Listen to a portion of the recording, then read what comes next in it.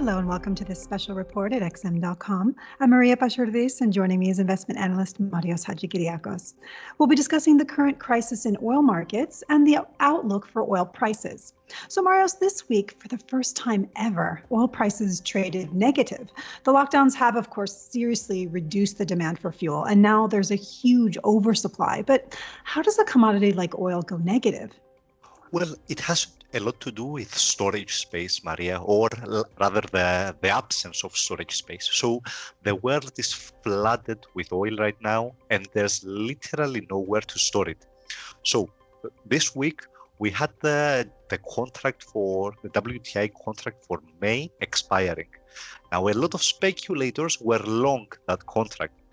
But if you are long that contract on expiry, then someone will deliver physical oil to you. Now, the problem is the storage space, the storage facilities are almost full, and they were already fully booked. So a lot of speculators found themselves holding a contract that they didn't want and couldn't have delivered. So they all tried to sell it at once in a market without buyers, and that caused prices to literally fall through the floor. Now, prices fell until someone was willing to take on that storage cost. So to make it very simple, there's so little storage space right now that people were actually paid to take delivery of oil. So obviously this is not a good situation.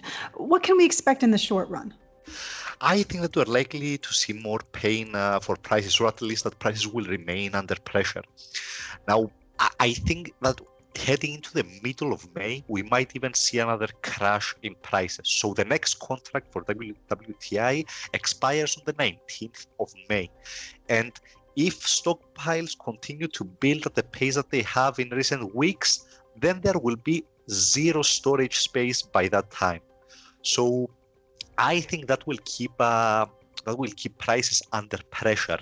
The only thing that can change that if storage space somehow magically appears, or if demand picks up substantially. But I don't think either of those will happen before the middle of May. Okay, right. So what happens if we do run out of storage space? So that's a great question. When we do reach that point, if and when we reach that point, I think that's going to be let's say the peak oversupply moment. It's going to what will it imply? It will imply that production will have to fall at that point.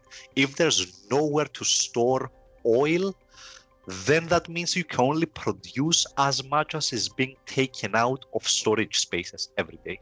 So long story short, when storage space runs out, supply will have to collapse until it meets demand.